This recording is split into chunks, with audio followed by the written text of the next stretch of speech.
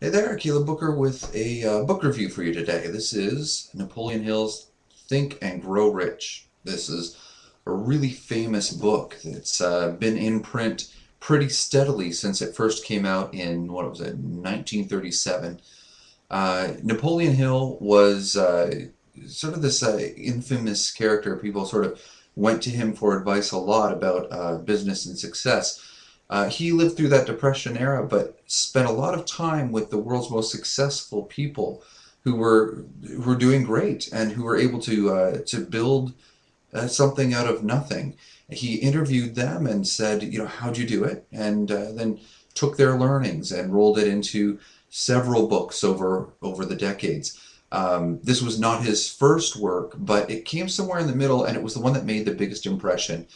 I think mostly because he spent a lot of time in this book telling stories about just specific case examples on when someone had a goal. Either it was, I want to work with Charles Edison, or I want to build a store in Chicago now that it's burnt down. I don't care. I want to build it there anyway. These little things, and and how they just made it happen. Even though they were everything was a disaster, and there was no reason anyone should reasonably expect to be able to do these things. They did it. Why and how? None of these stories were told casually, however. Napoleon Hill's done a great job organizing the content so that every story has a lesson and a purpose, and it comes at a point where you know what the lesson is, but here's an example so that you can get your head around it and imagine yourself in that position. So it's great, really good, and there's sort of a balance here between practical information and the spiritual aspect of things. It's very step by step kind of book, and your strategy generally is to go chapter by chapter and do the things that are in there. Um, but there's things in there that harken back to the movie The Secret. In fact, if anybody's seen that movie The Secret, where they talk about the law of attraction, and they talk about getting your mind focused on your goal, and then that goal just sort of happens around you. That sort of thing happens here, although not quite as mystical as that sounds. The movie sort of makes it sound like you're just going to think and think and think, and genie makes it happen. You're going to think, and you make it happen. That's what happens in Think and Grow Rich.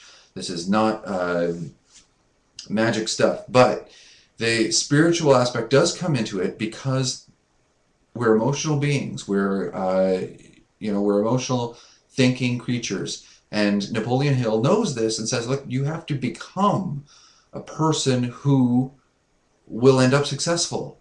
And in order to do that, here's the techniques that you can use in your mind to set it straight and set it on the right path. These techniques are easy, fun, interesting. You get results right away from these techniques that you'll enjoy it. Um, Negative comments about this book. The book is about success, about achieving a goal. It's not about money, but in a lot of his step-by-step sections, he talks about money.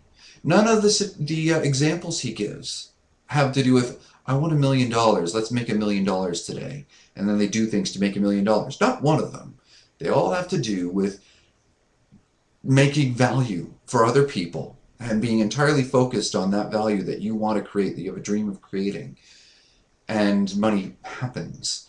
So even though he uses the word money several times in the book when he's talking about procedural things, replace that word with success. It all makes sense, and you'll be able to go. So that little thing. The other thing that's a little different about this book is that it's big. You'll just see this edition I have here, kind of thick. Takes a while to read, but it's not about reading it. What I really recommend is that it's not about reading it through and getting in your head. This is like a textbook. It's very dense, lots of information per page. So what you're going to want to do, read it through once, and then go chapter by chapter. Discuss each chapter with anybody who is interested in talking about this, ideally a group of people who are also reading the book, and then implement each chapter as you go, having read the whole book already, but you're rereading each chapter. You successful people reread this book all the time. It's consistent. You talk to any success coach, and they will say, I reread Think and Grow Rich on a regular basis, and every time I do, I go back to it, and it's a new experience. That was very much my experience recently. I've owned this book for at least a year, maybe two. I picked it up last week and read it again, and wow, it was like reading it for the very first time. It was whole sections that it didn't lock in, and I have a good memory when it comes to reading books.